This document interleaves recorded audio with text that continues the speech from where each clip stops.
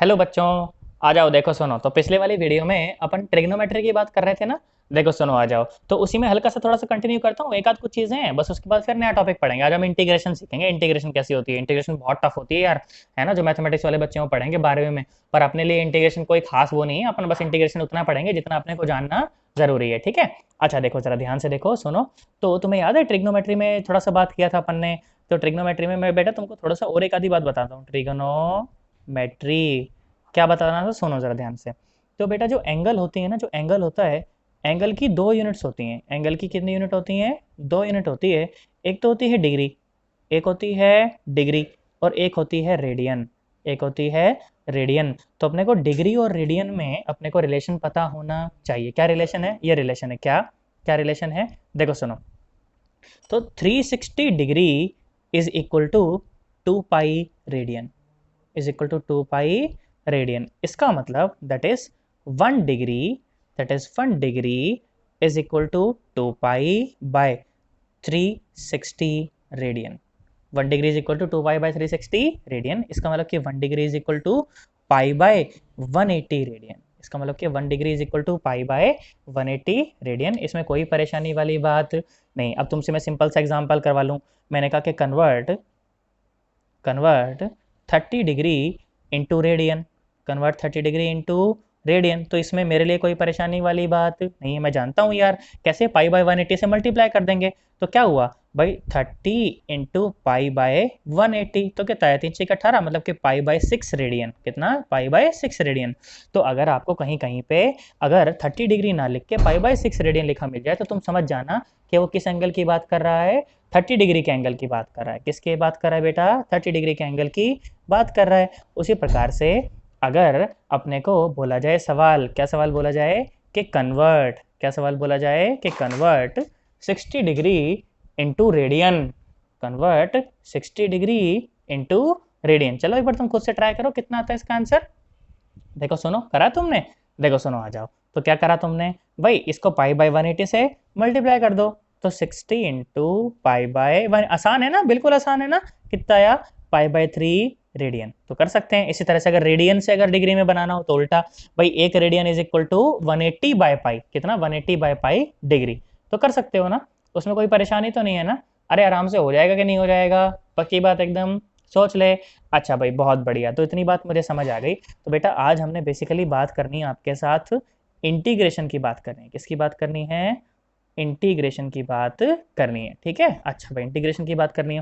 बेटा उससे पहले मैं आपको एक और बात बता दूं कि जैसे अपना +2 का भी पूरी सीरीज चालू रखी है ना, +2 की भी अपन वीडियो बना रहे हैं, यूट्यूब पे डाल रहे हैं। आप लोगों ने देखा भी होगा, मेरा चैनल विजिट भी किया होगा। अगर किया होगा तो कौन सा था चैनल? ऐसा चैनल था ना, www.youtube.com/funwithphysics।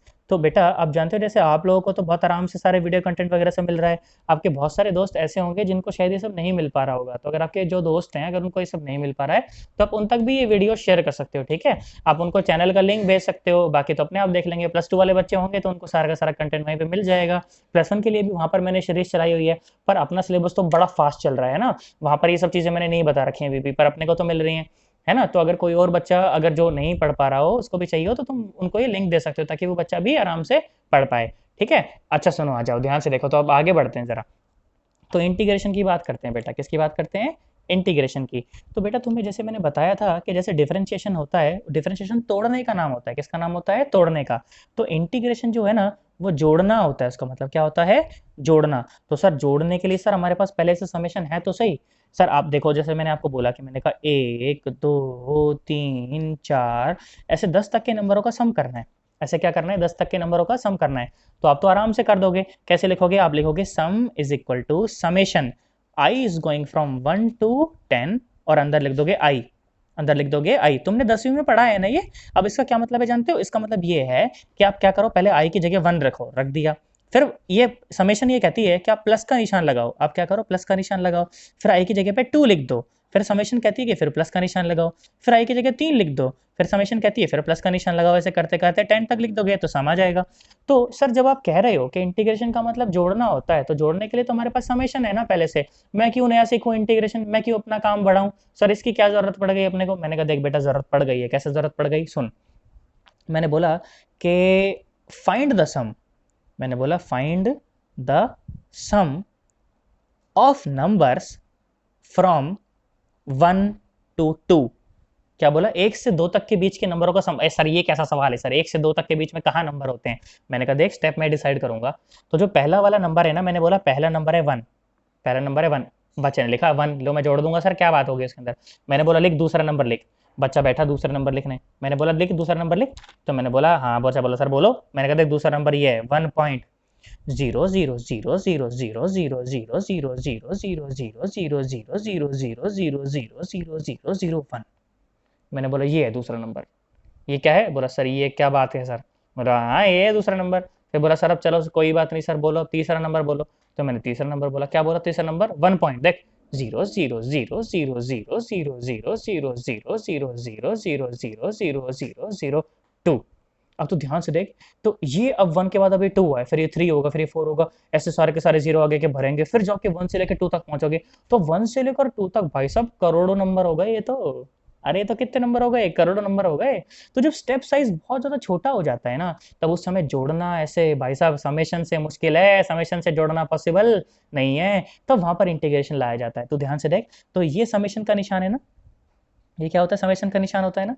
आप क्या करो, आप क्या करो, इस टांग को पकड़ के, इस वाली टांग को पकड़ के ऊपर खींच दो, इस वाली टांग को पकड़ के नीचे खींच दो। अब ये जो सिंबल है ना, अब ये जो सिंबल है ना, अब ये जो सिंबल है बेटा, ये इंटीग्रेशन का सिंबल है। ये क्या है? इंटीग्रेशन का सिंबल है। पक्की बात एकदम, सोच ले। तुम्हें बेसिक बेसिक से समझ आया इंटीग्रेशन का मतलब? आज के बाद मैं क्या समझूंगा? जोड़ना। बहुत छोटे छोटे छोटे छोटे क्वांटिटीज को, बहुत छोटे छोटे छोटे छोटे एंटिटीज को जोड़ने का जो मतलब होता है उसे कहते हैं इंटीग्रेशन। क्या कहते हैं बेटा? उसे इंटीग्रेशन। तो बेसिक सी बात है ना, मुझे समझ आई। अभी तक मैंने कुछ नहीं बताया, अभी तक मैंने सिर्फ ये बताया कि इंटीग्रेशन को जोड़ने का नाम है। और समेशन की बजाय इंटीग्रेशन क्यों यूज करना है? क्योंकि अगर स्टेप साइज अगर बहुत बड़ा हो, 1 के बाद 2, 2 के बाद 3, 3 के बाद 4, तो इस तरह से नंबर्स का जोड़ करना आसान है। पर अगर स्टेप साइज बहुत छोटा हो जाए, इनफाइनाइटली छोटा हो जाए, तो उस समय इंटीग्रेशन का इस्तेमाल करना पड़ेगा। ठीक है, उससे बहुत आसानी से हो जाएगा फिर ये काम, है ना। चलो एक बार इसे नोट करो, फिर अपन आगे बढ़ते हैं। देखो बेटा सुनो, अब चर्चा को आगे बढ़ाते हैं। तो मैंने क्या बताया अभी तक कि इंटीग्रेशन का जो मतलब है वो सिर्फ जोड़ना होता है। इंटीग्रेशन का मतलब क्या होता है बेटा? सिर्फ जोड़ना। ठीक है, अच्छा भाई, इंटीग्रेशन का मतलब जोड़ना होता है। वैसे इंटीग्रेशन का और भी मतलब होता है, to find the area under the curve, फलाना ढिमकाना, वो सारी चीजें आपको सिखा दूंगा, उसमें कोई परेशानी वाली बात नहीं है। ठीक है, अच्छा कोई परेशानी नहीं है। हाँ मैंने कहा सुन, ध्यान से सुन, आ जाओ देखो। तो बेटा जैसे डिफरेंशिएशन, जैसे जमा घटा गुना भाग, तुम अगर वो वीडियो तुमने देख ली डिफरेंशिएशन वाली तो बहुत बढ़िया है, नहीं देखी तो पहले चैनल पे जाना, देख के आना, नहीं तो तुम्हारे तो तोड़ जाएंगे फिर। ठीक है, सुनो भाई ध्यान से। तो मैंने बोला था कि जैसे जमा घटा गुना भाग डिफरेंशिएशन क्या होते हैं? मैथमेटिकल ऑपरेशंस होते हैं। क्या होते हैं? मैथमेटिकल ऑपरेशंस होते हैं। उसी प्रकार से बेटा इंटीग्रेशन भी जो होती है ना, वो मैथमेटिकल ऑपरेशन होती है। इंटीग्रेशन भी क्या होती है बेटा? मैथमेटिकल ऑपरेशन होती है। तो सर जैसे डिफरेंशिएशन का ऑपरेटर था, कैसे इंटीग्रेशन का भी ऑपरेटर होता है? मैंने कहा हाँ बेटा बिल्कुल होता है ऑपरेटर। सर डिफरेंशिएशन जैसे फंक्शन पर लगती थी, तो इंटीग्रेशन किस पे लगती है? मैंने कहा बेटा फंक्शन पर लगती है, वो भी किस पे लगती है? वो भी फंक्शन पे। तो जिस प्रकार से डिफरेंशिएशन किस पे लगती है? ऑपरेटर पर लगती है, उसी प्रकार से इंटीग्रेशन भी किस पे लगती है? ऑपरेटर, क्या बोलते हैं, जिस प्रकार से डिफरेंशिएशन फंक्शन पर लगती थी, उसी प्रकार से इंटीग्रेशन भी फंक्शन पर लगता है। जिस प्रकार से डिफरेंशिएशन का एक ऑपरेटर होता है, उसी प्रकार से इंटीग्रेशन का भी एक ऑपरेटर होता है। इसमें परेशान होने वाली कोई बात नहीं है। तो सर कैसा होता है ऑपरेटर? मैंने बच्चे को ऑपरेटर दिखाया, मैंने कहा कैसा होता है ऑपरेटर, कैसा? सुनो जरा ध्यान से। मैंने कहा देखो, ऐसे ना एक ऐसे सांप सा बनाना। क्या बनाना? ऐसे एक सांप सा बनाना। ठीक है, और सांप बना के, और सांप बना के क्या करना? थोड़ी सी जगह छोड़ देना। सांप बना के थोड़ी सी जगह छोड़ देना, और जगह छोड़ के लिख देना dx, जगह छोड़ के लिख देना dx। ये जो ऑपरेटर है ना, इसको बोलते हैं ऑपरेटर ऑफ इंटीग्रेशन। क्या बोलते हैं? Operator of integration. ऑपरेटर मतलब जैसे साइन होता है ना जमा घटा गुना भाग का, ऐसा ऑपरेटर ऑफ इंटीग्रेशन। अच्छा सर ये खाली जगह क्या छोड़ाई सर? यहाँ पे क्या प्लाट बनाओगे क्या सर? घर बनाओगे यहाँ पे? क्या बनाओगे यहाँ पे? तो मैंने कहा नहीं ऐसा नहीं बेटा, ये जगह नहीं यहाँ पे कुछ काम आएगा। ये जगह कैसे काम आएगी? सुनो जरा ध्यान से। तो कैसे? जैसे एक बेसिक रूल था ना, जैसे एक बेसिक रूल था ना डिफरेंशिएशन का, तुम्हें याद है? D by d x of x to the power n, power आगे एक कम पावर पीछे। उसी प्रकार से बेटा इंटीग्रेशन का भी एक रूल होता है। कैसा रूल होता है? सुनो जरा ध्यान से। क्या बोला गया कि late function of x is equal to x to the power n, function of x is equal to x to the power n। बोला गया क्या बोला गया? integrate this function with respect to x, with respect to x, इसीलिए यहाँ पर x है, ठीक है। विद रिस्पेक्ट टू वाई बोलता तो यहाँ डी वाई होता, विद रिस्पेक्ट टू जेड बोलता तो यहाँ डी जेड होता। तो सर ठीक भाई कैसे करें, मैंने कहा देख बेटा ऑपरेटर लगा, क्या लगा, ऑपरेटर। ऐसे थोड़ा एनाकोंडा बनाया, थोड़ी जगह छोड़ के डी एक्स लिखा, उस जगह में क्या आएगा आप सुनो, उस जगह में आएगा फंक्शन, उस जगह में क्या आएगा, फंक्शन। अच्छा सर इसीलिए खाली जगह छुड़वाई थी, उस जगह में क्या आएगा, फंक्शन। तो क्या लिखें, इज इक्वल टू का निशान लगाएं और लिखें, एनाकोंडा बना के लिखें फंक्शन क्या है, x to the power n और साथ में dx लग गया ऑपरेटर, फंक्शन के ऊपर ऑपरेटर लग गया, जैसे डी बाई डी एक्स लग गया था ना x to the power n पे, इसी तरह से यहाँ पर फंक्शन के ऊपर ऑपरेटर लग गया।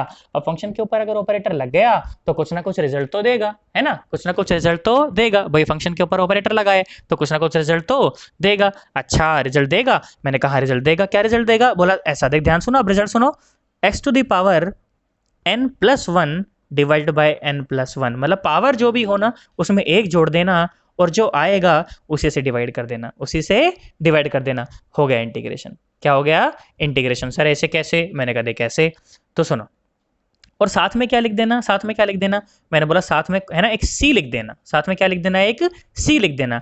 ये सी क्या है, कांस्टेंट, ये सी क्या है, कोई भी कांस्टेंट, 2 4 5 है कुछ भी हो सकता है, मुझे इस बात का कोई अंदाजा नहीं है, ठीक है। ये क्यों आता है ना, क्यों मैं लिख रहा हूँ ऐसा सी, इसका लॉजिक है बेटा, ये लॉजिक तुम्हें बहुत बाद में बताऊंगा, पर तुम सी लिख देना बस हमेशा आंख मीच के, ठीक है। क्या लिख देना, सी लिख देना आंख मीच के, इसमें कोई परेशानी वाली बात नहीं, इसका लॉजिक है, बाद में अच्छा लॉजिक होता है इसका, फिजिक्स है इसके पीछे, बाद में बताऊंगा इसको, अभी तो अपन गणित सीख रहे हैं, है ना। सुनो जरा ध्यान से, तो क्या बोला अपने को, सवाल बोला ऐसे कि function of x is equal to x to the power 5, क्या बोला, एक्स टू द पावर 5, और बोला इंटीग्रेट करो, बोला इंटीग्रेट दिस, सवाल वही बोला, क्या बोला, integrate this with respect to x, with respect to x. तो क्या आया, सॉल्यूशन क्या आया, ये आया, क्या देखो ध्यान सुनो, लिखने का तरीका ये, क्या एनाकोंडा बनाया, फंक्शन लिखा, dx लिखा, इज इक्वल टू का निशान लगाया, x पावर 5, x पावर 5 और साथ में dx। अब सुनो इंटीग्रेशन का रिजल्ट क्या आता है, ये रिजल्ट आता है कि पावर में जो भी पावर हो उसमें एक जोड़ दें, जो भी पावर उसमें एक जोड़ दें और अब जो आ गया है उसी से डिवाइड कर दें,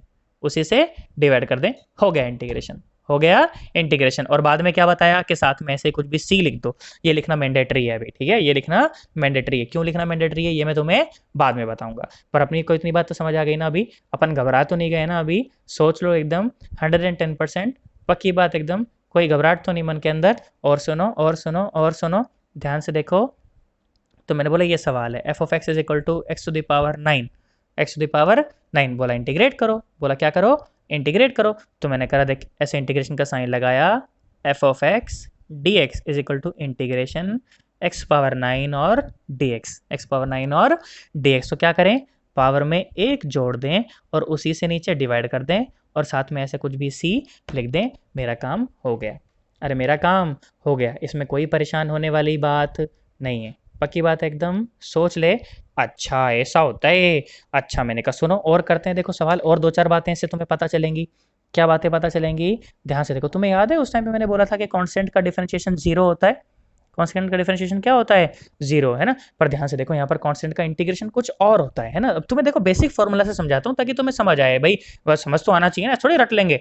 मैंने बोला देख ऐसा है, मैंने बोला देख function of x is equal to 8, अब इसमें सर कहाँ है एक्स है, सर आपने फंक्शन ऑफ एक्स लिखा है सर इसको, तो आपने बोला था फंक्शन जिसका होता है सामने वो दिखाई देता है, सर यहाँ तो है ही नहीं। मैंने कहा नहीं नहीं बेटा ध्यान से देख, है यहाँ पर, क्या है यहाँ पर, यहाँ पर है एक्स की पावर 0, यहाँ पर क्या है एक्स की पावर 0, किसी की भी पावर 0 क्या होती है 1, तो 1 तो था ही ना यहाँ पर, इसीलिए तो मैंने लिखा एक्स की पावर 0, क्या लिखा बेटा मैंने, एक्स की पावर 0। अच्छा ए से लिखा है, हाँ ध्यान सुन, तो सर आपने रूल बताया था सर, ऐसे बताया था सर, ऐसा एनाकोंडा बनाना, फंक्शन लिखना, dx लिखना, मैंने कहा हाँ ऐसे ही करना है, तो ऐसा करा बच्चे ने, एक्स पावर 0 और dx। बेटा आप सुनो जरा ध्यान से, अब ध्यान सुनो, देखो तो जो भी कांस्टेंट टर्म वहाँ पर अपीयर करे ना, कांस्टेंट मतलब कोई नंबर वंबर या ऐसी चीज़ जो चेंज नहीं होती है ना, तो जो भी कांस्टेंट टर्म वहाँ पर अपीयर करे आप उसको बाहर ले लो, इंटीग्रेशन से हमेशा कांस्टेंट को बाहर ले लिया जाता है, रूल है याद रखना आज के बाद, क्या रूल है कि कांस्टेंट को इंटीग्रेशन से बाहर ले लिया जाता है। भाई साहब फिजिक्स में हजारों जगह यूज करूंगा, 11वीं में 10,000 जगह यूज करूंगा, 12वीं में, तो अपने को आज के बाद याद होना चाहिए, क्या याद होना चाहिए कि कांस्टेंट को इंटीग्रेशन से बाहर ले लिया जाता है, बाहर ले लिया जाता है। आज के बाद ये मुझे हमेशा के लिए याद हो जाना चाहिए कि कांस्टेंट टर्म को इंटीग्रेशन से बेटा बाहर ले लिया जाता है। तो मैंने बाहर ले लिया, मैंने क्या करा, इंटीग्रेशन से इसको बाहर ले लिया, तो मैंने इसे इसको बाहर ले लिया। अंदर क्या बचा, अंदर बचा x की पावर 0 और साथ में dx। सर ये तो पहले जैसा दिख गया सर एकदम, कि पावर में एक जोड़ के उसको ऐसे कर दो। तो मैंने कहा हाँ कर देना, फिर क्या दिक्कत है। तो देखो इंटीग्रेशन का साइन लगाया एफ ऑफ एक्स और डी एक्स और साथ में 8 और x की पावर देखो एक जोड़ो और नीचे उससे क्या कर दो 0 + 1 डिवाइड बाई 0 + 1, तो आंसर आया 8x। आंसर आया 8x। तो बेटा 8 का डिफरेंशिएशन, 8 का इंटीग्रेशन कितना आया 8x। 8 का इंटीग्रेशन कितना आया 8x। तो मैंने क्या देखा, मैंने क्या देखा कि भैया 10 का इंटीग्रेशन तुमसे करने को बोले। अब एक लाइन में बोल, 10 का इंटीग्रेशन कितना 10x। कितना आया 10x। 10 को बाहर ले लिया और अंदर x की पावर 0 था तो उसका x हो गया। इसी तरह से अगर बोलता कि फंक्शन में बोलता कि मान लो 1000 है, कितना है 1000 है, तो बोला इसका इंटीग्रेशन कर, तो इसका इंटीग्रेशन कितना आ गया, इसका इंटीग्रेशन आ गया 1000x। कितना आ गया 1000x। इसमें कोई परेशान होने वाली बात नहीं, पक्की बात एकदम। सोच ले। चलो एक बार ज़रा इसको कॉपी में नोट करो अच्छे से, फिर अपन आगे बढ़ेंगे। देखो सुनो, सवाल कैसा पूछा गया, फिर और सवाल पूछा गया। कैसे कैसे पूछा गया, ऐसे ऐसे पूछा गया। बोला कि ये है, मान लो फंक्शन ऑफ एक्स ये है, क्या बोला, एक्स की पावर 4 + 1,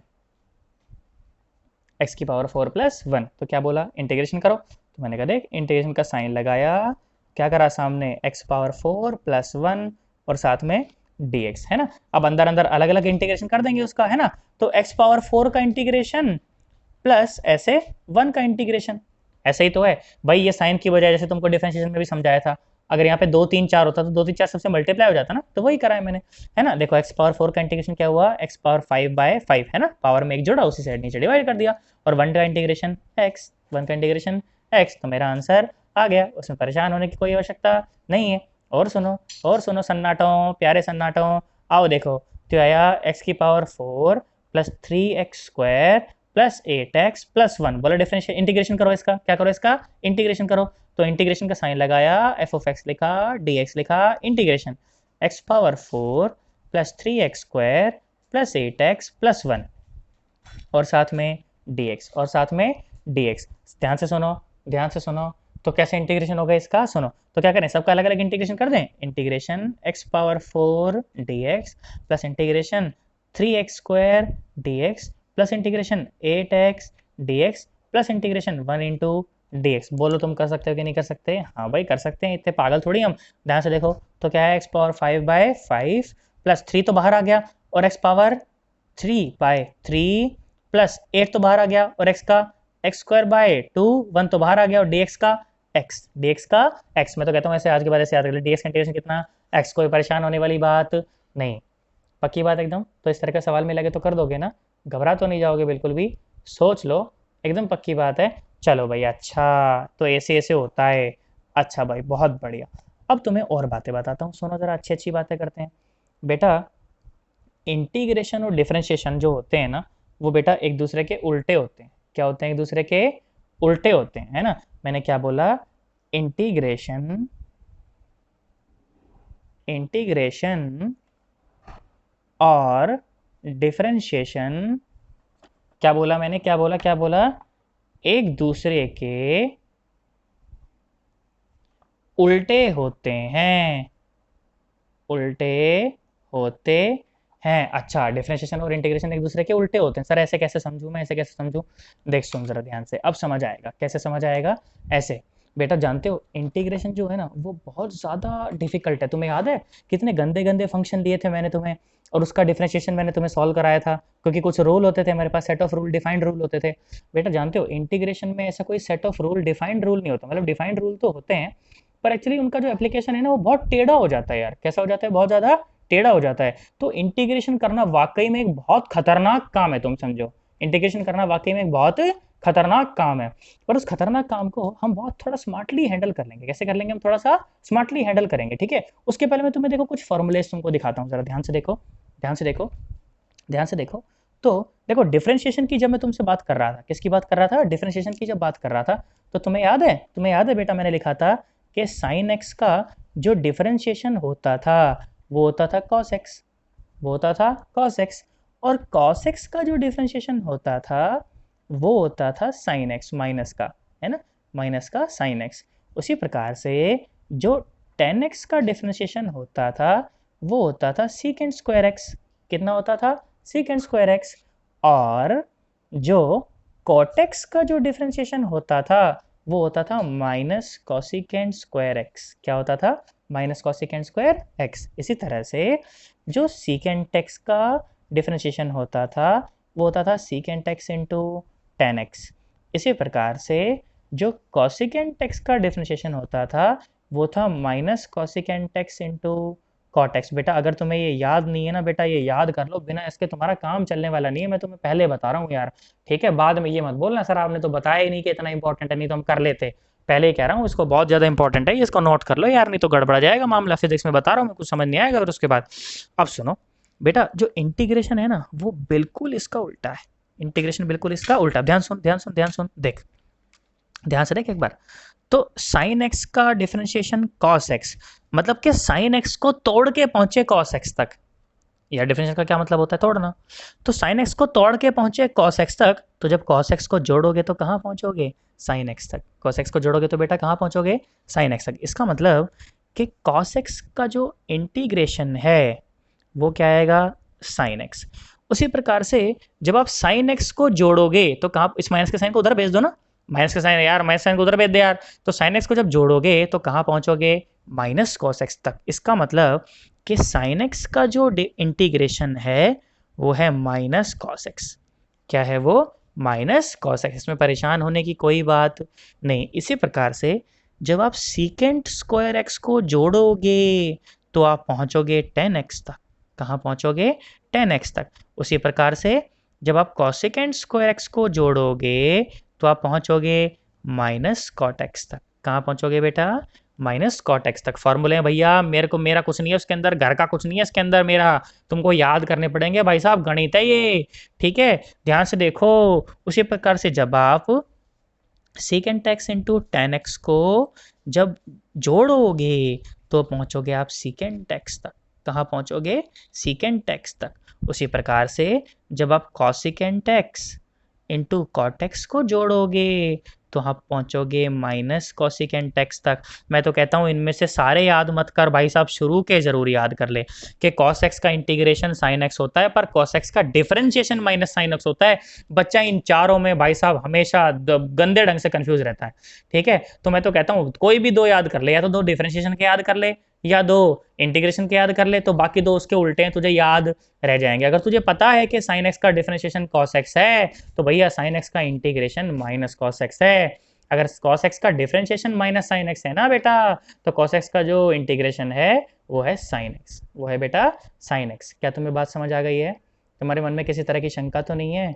देख लो एकदम घबरा तो नहीं गए ना तुम? घबराना नहीं है बेटा बिल्कुल भी। अभी तक तुम्हें दो चार बातें तो सारी बताई मैंने। क्या बताया? कि पावर में एक जोड़ के नीचे लिख दो, और तो मैंने कुछ बताया ही नहीं है ना? इसके अलावा बताया कि कांस्टेंट को बाहर ले लेते हैं, बाकी जो बचा उसका इंटीग्रेशन कर देते हैं। इसके अलावा बोला कि इंटीग्रेशन डिफरेंशिएशन दोनों अलग अलग होते हैं, तो ये ऐसा है तो ये ऐसा हो जाएगा। इसमें कोई परेशान होने वाली बात नहीं है बेटा, कोई परेशान होने वाली बात नहीं है बेटा। थोड़े दिनों में समझ आएगा, आ नहीं रहा तो कुछ भी, हालांकि आना चाहिए, अभी तक तो बहुत क्लासेस हो चुकी हैं, है ना? अगर नहीं आ रहा हो, कोई समस्या आ रही हो, तो उसके बाद फिर तुम व्हाट्सएप नंबर पे मेरे पे इसको भेज दो कि भाई ऐसा सर ये दिक्कत है सर, ऐसा नहीं समझ आया सर, आप दोबारा समझा दो सर, तो अपन दोबारा समझा देंगे। कोई सवाल में दिक्कत आएगी मैं सॉल्व करके भेज दूंगा, उसमें कोई परेशानी वाली बात नहीं। बोलो कर सकते हो कि नहीं कर सकते? अरे हाँ ना तो बोलो गधड़ों। अरे कर सकते हो ना? पक्की बात एकदम? आगे बढ़ जाऊँ? चलो एक बार इसको नोट करो अच्छे से, फिर अपन आगे बढ़ते हैं, ठीक है? करो बेटा, सुनो जरा एक बार चर्चा को थोड़ा सा और आगे बढ़ाते हैं, ठीक है? तो जैसे याद करो, तो मैं तुमको कुछ और करवाता हूँ। देखो सुनो ज़रा, इससे तुमको थोड़ा और समझ आएगा। जैसे तुम्हें याद है मैंने बोला था कि मान लो फंक्शन है, मान लो इस तरह का कि sin 4x, क्या है? sin 4x, और इस तरह से बस, ठीक है? तुमको बोला कि डिफ्रेंशिएट करो दिसे। क्या बोला? डिफ्रेंशिएट, इंटीग्रेट नहीं बोला, differentiate this with respect to x, with respect to x। तो इससे तुम्हें मैं फ़र्क बता पाऊंगा, है ना? तो डिफ्रेंशिएट करते थे तो क्या करते थे? ऐसा करते थे। कैसा करते थे? याद करो। डिफ्रेंशिएट करते थे तो कैसा करते थे? ऐसा करते थे। कैसा? ऐसा। सुनो जरा, अरे कैमरा मेरा बहुत हिल रहा है यार आज ये। कैसे? D by d x of F of x. याद है ना? कि भूल गए सब? सर गया आप तो। सर हमारे घर वालों ने कह रखा सर पुरानी बातें याद नहीं करते सर, इसे पुरानी बातें याद नहीं है सर हमको कुछ भी। अरे याद है कि नहीं याद है? D by d x of sine 4x। तो क्या करते थे, पहले साइन का फिर अंदर एंगल का, और जो भी होता था मल्टीप्लाई करके लिखते जाते थे, ऐसा करते थे ना। तो साइन 4x का डिफरेंशिएशन क्या आया, cos 4x का। साइन 4x का क्या है, cos 4x, और 4x का 4 हो गया जी डिफरेंशिएशन। क्या हो गया जी, डिफरेंशिएशन। अब सुनो, अब सुनो क्या सवाल बोला गया, बोला गया कि अब एफ ऑफ एक्स कैसा है, अगेन ऐसा ही साइन 4x। बोला इंटीग्रेट दिस, क्या बोला, integrate this with respect to x, with respect to x. अब क्या करना है, अब इसको इंटीग्रेट करना है। तो इंटीग्रेट करना है तो ऐसे इंटीग्रेशन का साइन लगाएं, एफ ऑफ एक्स लिखें, डी एक्स लिखें, इंटीग्रेशन का साइन लगाएं, साइन 4x लिखें, और साथ में क्या लिखें बेटा, डी एक्स। साथ में क्या लिखें बेटा, डी एक्स। अब सुनो, अब सुनो, देखना जरा ध्यान सुनना एक बार जरा, ये टेक्निक है बस अभी जो मैं तुम्हें सिखाना चाहता हूँ। क्या कि सबसे पहले साइन 4x का इंटीग्रेशन क्या आएगा, माइनस का कॉस 4x। पक्की बात एकदम। अब सुनो, अब अंदर के 4x का वहाँ मल्टीप्लाई में करके लिखते थे ना, यहाँ डिवाइड में लिखते हैं। तो 4x का कितना आया, 4 हो गया जी इंटीग्रेशन। और साथ में क्या लिखना था, एक c। साथ में क्या लिखना था, एक c। तुम्हें मेरी बात समझ आई है ना यार, तुम घबराए तो नहीं हो ना अभी तक। ऐसे सुनो, ऐसे सुनो, एक और करवाता हूँ, एक और करवाता हूँ, देखो तुम्हें अच्छा लगेगा। देखो सुनो, मैंने बोला function of x is equal to, मैंने बोला cos 3x। क्या बोला मैंने, cos 3x। मैंने बोला differentiate with respect to x, differentiate with respect to x. करो जरा एक बार खुद से, तुम्हारे पर मम्मी का समय नहीं करा तुमने, देख लो। चलो भाई करा तुमने, तो डिफरेंशिएट करा विद रिस्पेक्ट टू एक्स, तो क्या मिला, D by d x of F of x. क्या मिला, D by d x of cos 3x। तो पहले तो कॉस का माइनस साइन 3x, और फिर 3x का 3 मल्टीप्लाई करके लिखते थे ना, तो लो भाई मल्टीप्लाई करके लिख दिया, माइनस का 3 ऐसे आ गया। पर अगर ऐसे थोड़ी, ऐसे थोड़ी, ध्यान से देखो। अगर मैं बोलूँ तुम्हें इंटीग्रेट करो इसे, क्या करो, इंटीग्रेट करो, मतलब फंक्शन ऑफ एक्स कितना है भाई, cos 3x ही है। ठीक है, उसके बाद मैंने बोला इंटीग्रेट दिस, मैंने बोला integrate this with respect to x, integrate this with respect to x. तो क्या करें, ऐसे इंटीग्रेशन का साइन लगाएं, फिर एफ ऑफ एक्स लिखें, फिर डी एक्स लिखें, इज इक्वल टू इंटीग्रेशन का साइन लगाएं, फिर क्या करें, cos 3x और साथ में dx, cos 3x और साथ में dx। अब cos 3 का इंटीग्रेशन क्या हो जाएगा, sin 3x।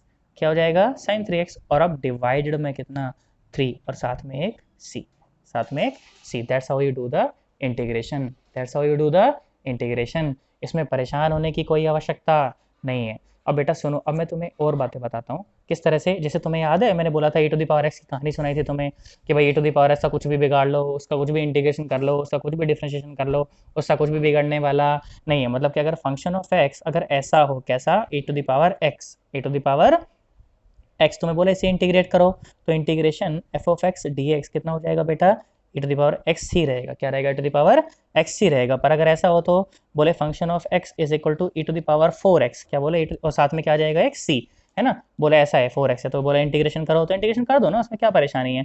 तो इंटीग्रेशन e पावर 4x और dx, तो e पावर 4x का तो e पावर 4x, और साथ में मल्टीप्लाई में 4 आता था ना डिफरेंशिएशन में, यहाँ पर डिवाइड में 4 आ जाएगा, और क्या आ जाएगा, प्लस में साथ में एक c आ जाएगा। ये c का एक राज है ना तुम्हारे लिए, रहस्य है सर, कैसी मिस्ट्री है सर, ये मिस्ट्री को सॉल्व कर दूंगा, परेशान मत हो तुम इसको, ठीक है। अभी सिर्फ लिखने की आदत डालो, कैसे सी लगाते हैं इंटीग्रेशन के साथ में, क्यों लगाते हैं बाद में समझ आ जाएगा, ठीक है। आया ना तुमको, पक्की बात एकदम। और सुनो, और सुनो, और सुनो, ध्यान से देखो, आओ सुनो सन्नाटो, देखो, देख याद कर। तो function of x is equal to log of x, याद है मैंने बोला था डिफरेंशिएट दिस, मैंने बोला डिफरेंशिएट दिस, याद है। D by d x of F of x कितना आता था, D by d x of log of x. कैसे छुटकारा पाते थे, 1 बाई एक्स कर देते थे। क्या कर देते थे, 1 बाई एक्स। तो ध्यान से देख बेटा, तो लॉग एक्स का डिफरेंशिएशन 1 बाई एक्स है, log x का डिफरेंशिएशन 1 बाई एक्स है। तो क्या 1 बाई एक्स का इंटीग्रेशन कितना होगा भाई, log x को तोड़ के आप कहाँ पहुंचे, 1 बाई एक्स तक, तो 1 बाई एक्स को जोड़ के कहाँ पहुंचोगे, log x तक।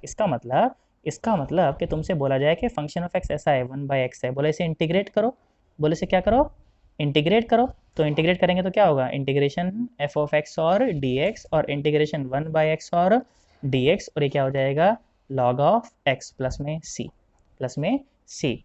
सर ये सर ऐसे कैसे, सर ऐसे कैसे काम चलेगा, है ना, ये स्पेशल इंटीग्रेशन है, तुम्हें याद रखना पड़ेगा कि 1 बाई एक्स का इंटीग्रेशन क्या होता है बेटा, log एक्स साथ में c। ये तुम्हारे लिए अभी मिस्ट्री है, भूल जाओ इसको। बात समझ आ गई ना, पक्की बात एकदम। चलो एक बार इसको अच्छे से नोट कर लो बेटा, फिर अपन आगे बढ़ेंगे, है ना। करो जरा एक बार, देखो बेटा सुनो जरा एक बार, तो चर्चा को थोड़ा सा और आगे बढ़ाते हैं, है ना। देखो, आओ सुनो, आओ सुनाओ प्यार की एक कहानी। सुनो देखो, मैंने बोला फंक्शन ऐसा है, कैसा, 1/x³ ऐसा है, ठीक है। मैंने बोला इंटीग्रेट करो इसे, क्या करो वैसा है, इंटीग्रेट करो। तो इंटीग्रेट करा मैंने, तो क्या आया, देख वही रूल, बेसिक रूल अपने को तो वही याद है ना, integration f of x d x, तो इंटीग्रेशन 1/x⁻³ और साथ में डी एक्स। अच्छा सुन जरा ध्यान से देख, तो x⁻³ को 1/x⁻³ को ऐसे लिख दूँ, x⁻−3 dx लिख सकते हैं ना यार। नीचे पावर माइनस की थी ना, नीचे पावर कैसी थी, माइनस की थी ना, तो ऊपर लिखेंगे तो क्या लिखेंगे, ऊपर लिखेंगे तो प्लस का तो लिख ही सकते हैं इसे, है ना। अब ध्यान सुन, वही रूल, बेसिक रूल, क्या, पावर में एक जोड़ दो और नीचे भी एक जो बचा है उसको लिख दो और साथ में सी लिख दो, है ना। तो क्या आया, x⁻−2 डिवाइड बाय -2 प्लस सी। अच्छा x⁻−2 को क्या मतलब है कि नीचे आएगा तो +2, मतलब -1/2x² और साथ में सी। ये सी बाद में तुमसे हटवा दूंगा मैं, ठीक है, अभी लगा रहे हैं बस उसको। सर आपने सर यहाँ पे बेसिक रूल लगा दिया सर, वो नीचे 1/x था सर, उसको नेचुरल लॉग लिख दिया सर, ऐसे कैसे काम चलेगा सर, लॉग लिख दिया उसको, है ना। देख सुन बेटा, वहाँ पर गड़बड़ हो जाती है, देख सुन तुझे बताता हूँ क्या गड़बड़ हो जाती।